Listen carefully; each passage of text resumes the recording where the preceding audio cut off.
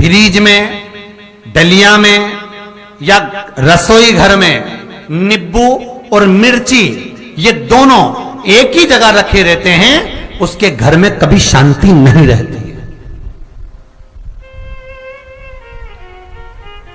सास बहू का, ननंद भाभी का, भाई भाई का, परिवार में कुछ ना कुछ क्लेश जरूर ही होगा। 4 दिन अगर अच्छे निकल गए तो 5वें दिन क्लेश का जाएगा, 5 दिन अच्छे निकल गए 6ठा दिन क्लेश का जाएगा।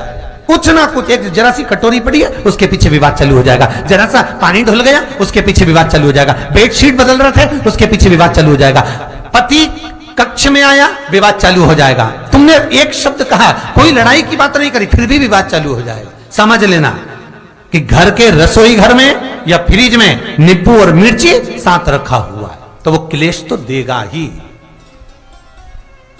पंडितों से पूछोगे, ज्योतिषाचार्यों से पूछोगे, वो कहेंगे मोती पिना दो, कोई कहेगा पितृदोष हो गया, कोई कहेगा कालसर्प दोष हो गया, कोई कहेगा वास्तु दोष हो गया, पर वो आपको ये नहीं बताएंगे कि नींबू और मिर्ची एक डलिया में रखा हुआ है। ये हमारा वेद, हमारा शास्त्र बताएगा कि नींबू और मिर्ची ये दरिद्रता देवी को प्रिय है, और जहां नींबू और मिर्ची साथ रखा वहां दरिद्रता प्रवेश कर जाती है, और दरिद्रता गई तो वो क्लेश उत्पन्न करती है, जिससे इसके घर में सुख ना रहे। सुख नहीं रहेगा तो लक्ष्मी नहीं रहेगी, दरिद्रता उसके घर में आराम से रह सकती है। अब बहुएं कहीं किसी से पूछ रही, सास किसी से पूछ रही, हमारे घर में शांति नहीं है, हमारी बहू बहुत अच्छी थी पहले, बहुत क्लेश करती है, हमारी सास बहुत अच्छी थी, बहुत क्लेश करती है, घर में विवाद इतना ज्यादा होता है गुरुजी, जरा सी बात के पीछे विवाद होगा इतना बड़ा फैल जाएगा, पति पत्नी में जरा सी बात होगी इतना बड़ा फैलाना हो जाएगा, बच्चों को थोड़ा सा समझाओ इतना बड़ा फैलाना हो जाएगा। कारण क्या है? उसका कारण है तुम्हारे घर में जरूर एक डलिया के अंदर नींबू और मिर्ची या फ्रिज के एक बॉक्स के अंदर नींबू और मिर्ची रखा हुआ है, उसका क्लेश तुम्हारे यहां रहेगा ही, सदा रहेगा।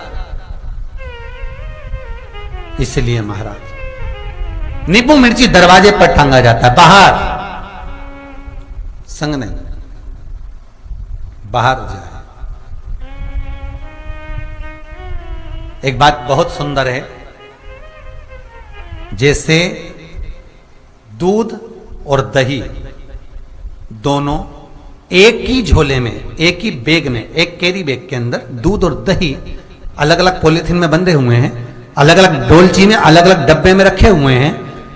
एक व्यक्ति एक ही बैग के अंदर दूध और दही ये दोनों चीज अगर लेकर घर के अंदर आता है तो उसके घर में संपदा की तो कमी आती ही है, उसके घर में संपदा टिकती नहीं है। घर में अगर लाख रुपए रखे हैं तो 3 दिन या 4 दिन के अंदर वो पैसा वापस जाना है। दही और दूध अगर एक ही साथ आया है, एक ही व्यक्ति एक ही झोले में, एक ही बैग में, एक ही कैरी बैग में अगर लेकर आया, उसी तरह नींबू और मिर्ची का भी क्रम है महाराज। कई कई सब्जी वाले उसको एक साथ बांध देते, नहीं नहीं नींबू भले अलग बैग में डाल लो, पन्नी में अलग बांध कर या झोले में अलग बांध कर मिर्ची रख लो, वो चल जाएगा, पर एक साथ अलग हो। मेरे को मालूम है दरिद्रता कि तेरे को खट्टा और तीखा पसंद है, इसीलिए महाराज हमारे हिंदू धर्म में बेटी की विदाई में 4 चीजें नहीं दी जाती। बेटी की विदाई में 4 चीजें नहीं देते। पहली झाड़ू, दूसरी सुई, तीसरी चलनी और चौथा अचार की बरनी। ये बेटी के कन्यादान में, बेटी की विदाई में नहीं देते। बड़ी दे दो, पापड़ दे दो, ये चल जाएगा, पर बेटी की विदाई में, बेटी के कन्यादान में ना तो झाड़ू जाएगी, ना सुई जाती है, ना चलनी जाती है, ना अचार की बरनी जाती है। और मेरा निवेदन है, अगर बेटी को तुम्हारे घर का, तुम्हारे हाथ का अचार कितना भी पसंद हो और बेटी के मम्मी बना के दे रहे, नहीं मत देना, क्योंकि बेटी तन, मन और धन ये 3 चीजों से दुखी रहेगी। अगर मां ने अचार दे दिया तो बेटी के घर में या तो तन से दुखी रहेगी, या मन से दुखी रहेगी, या धन से दुखी रहेगी। बेटी को ये 3 दुख तो रहेंगे ही। कई लोग तो अपनी बहू से कहते हैं, बेटा तू मायके जा रही, तेरी मम्मी के हाथ का अचार अच्छा लगता है, लिया ना बांध के। अब उनको कौन समझाए? तुमने तो कह दिया बांध के लिया ना, पर उसको समझो तो सही, क्यों नहीं लाना है?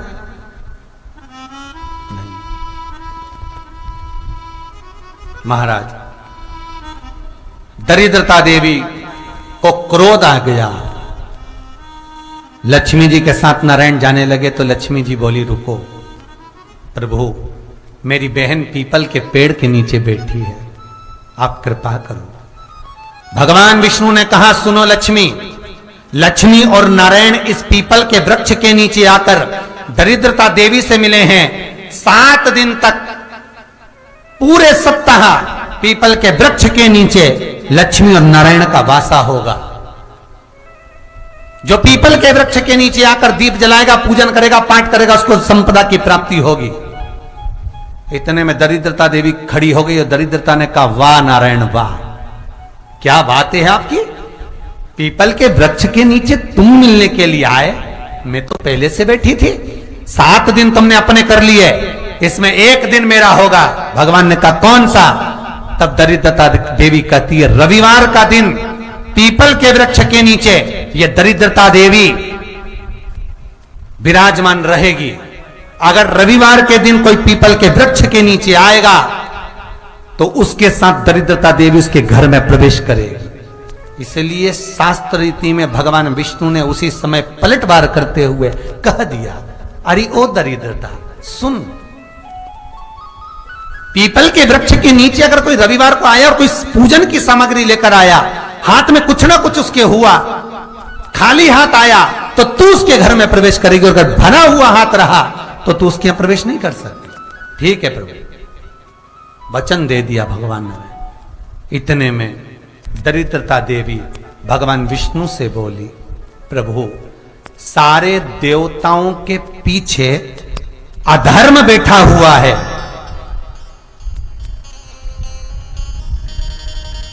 सारे देवताओं के पीछे अधर्म बैठा हुआ है, दुख और दरिद्रता कहां जाकर बैठे हैं, आप स्थान बता दीजिए।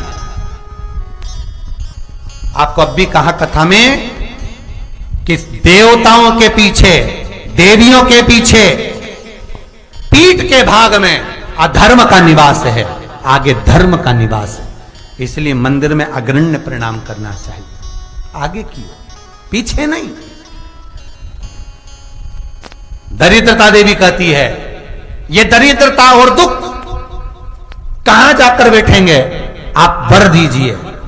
भगवान विष्णु ने कहा, ये भी तेरे लिए है, तू लक्ष्मी की बहन है, मांग ले, तुझे कहां बैठना है, कहां रहना है। दरिद्रता देवी कहती है, जिस घर में स्त्री दोपहर में सोती होगी उसके घर में दुख और दरिद्रता दोनों जाएंगे। जिनके घर में कांटेदार पेड़े लगे होंगे, पौधे लगे होंगे, उनके घर में दुख और दरिद्रता दोनों जाएंगे।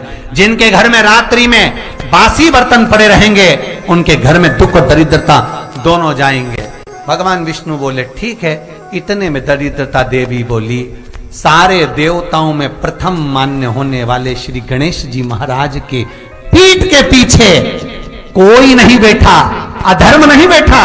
आप हमें वर दो कि दरिद्रता और दुख गणेश जी के पीठ के पीछे विराजमान होंगे, पृष्ठभाग में दरिद्रता और दुख दोनों रहेंगे, वर दो आप।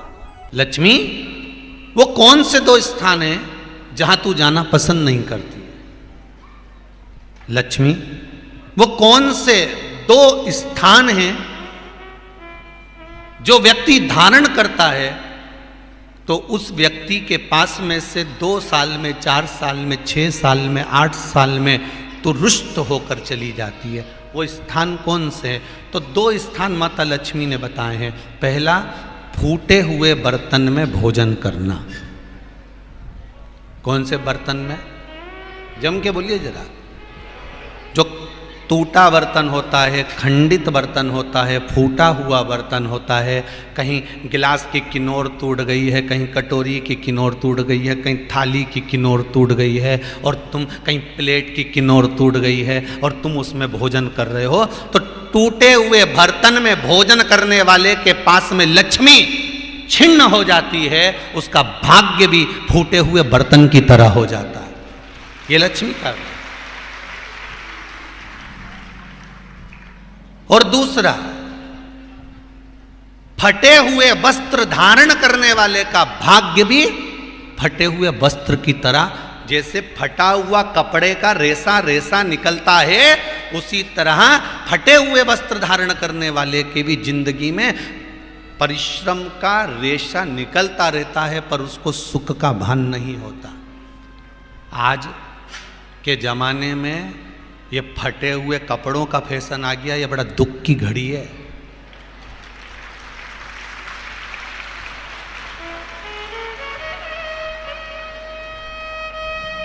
ये बड़ी दुख की घड़ी है महाराज, और लोग उसको फैशन समझ रहे हैं।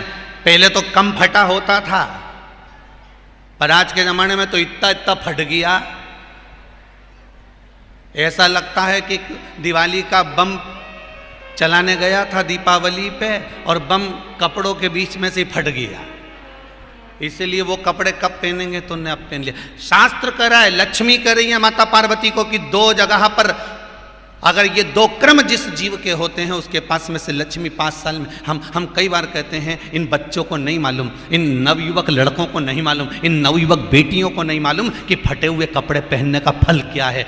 आज नहीं, विवाह कर कर जब जाएगी तो मायके से जब ससुराल जाएगी, तूने कुंवारी अवस्था में तो खूब फटे हुए कपड़े पहन लिया ने, मम्मी मैं तो जीन्स लूंगी न ये लूंगी, तू तो खूब फटे हुए पहन, पर वहां जब जाएगी तब मालूम पड़ेगा कि रोना किसको कहते हैं। आज तो पहन लो, वो उसी में की बात है। कल वाली बात याद कर लो, अभी खाओगे तो कुछ दिन के बाद ब्लड बनेगा, और ब्लड बनेगा तब जाके ये शरीर में दौड़ेगा। आज की आज तुमने रोटी खाई तो क्या आज की आज ब्लड बन गया? जम के तो बोलो रे खरगोन वालों, नहीं बनाना। आज खाया है तो ब्लड 8 दिन में, 4 दिन में, 6 दिन में, 2 दिन में, 5 दिन में, 3 दिन में बनेगा। आज की आज ब्लड नहीं बनेगा। आज खाया तो 2 दिन में ब्लड तैयार होकर तुम्हारे शरीर में दौड़ेगा, शरीर में दौड़ेगा तो तुम्हारा शरीर भी चलेगा। उसी तरह तुमने अगर युवानी अवस्था में, कुंवारी अवस्था में ये फटे हुए कपड़े पहने हैं, तो जब तुम्हारी अवस्था बढ़ेगी ना, आज नहीं रोना पड़ रहा। आज के जमाने में तो फैशन है साहब, फैशन है तो आज पहन ले, बाद में रो ले, रो बाद में बैठ। नहीं, ताली बजाने से कुछ नहीं होगा री जीजियो, फालतू की बात है। आज यहां से जाते से ही अपने को एक ही काम करना, जितना फटा हुआ कपड़ा है इनके सबके पोछा लगा दो, बाल्टी में डुबाई डुबाई के। ये ताली बजाने से कुछ नहीं होगा। लोग तो कब से चिल्ला रहे हैं हम सुधरेंगे, जम के तो बोलो। गायत्री परिवार वाले रोज चिल्लाते हम सुधरेंगे, हम बदलेंगे। कब बदलोगे?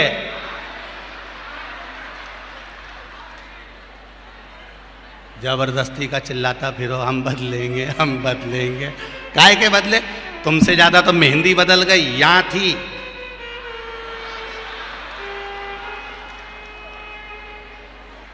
और बची कुची थी तो यहां पहुंच गई। यहां और पूर्णा कथा करने गए हड़पसर में, तो वहां पूछ लिया हमने हड़पसर में जाकर, तो हमने पूछा तनु इधर आ बेटा। अब जजमान के घर की चोरी, हमने कहा बेटा ये तूने क्या करा? अरे गुरुजी वो टेटू है नहीं, टेटू बनवाया है। हमने कहा कितने का बनवाया? अरे गुरुजी 700 रुपये का। हमने कहा तुम मुंबई पूना वाले फालतू का खर्चा करते हो, 700 रुपये का कहीं गाय को चारा देते तो बेचारी 2-4 दिन तक खाती। अब 700 रुपये का तूने टेटू बनवाया। अरे गुरुजी फैशन चल रहा है। तब हमने कहा बनवाने की जरूरत क्या थी, खुद बना लेती, फ्री में बन जाता। तो क्या गुरुजी अपना हाथ नहीं पहुंचे? नहीं। हमने कहा कैसे नहीं पहुंचे? पहले दीवार पे बनाओ, उन्हें चिपक जाओ। कैसे नहीं पहुंचे?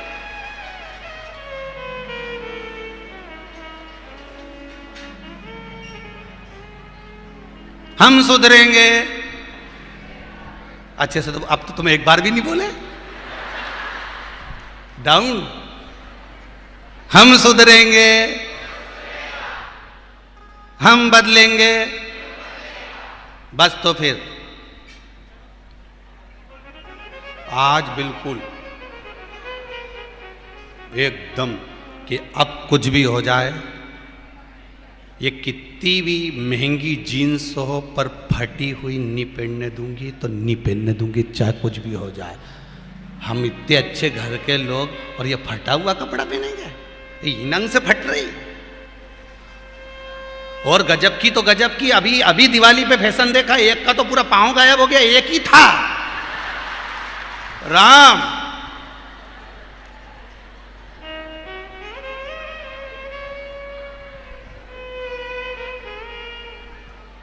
ए सुधर जाओ रे, जितने सुन रहे हो, नहीं तो सिधर जाओ रे। सुधरना जरूरी है।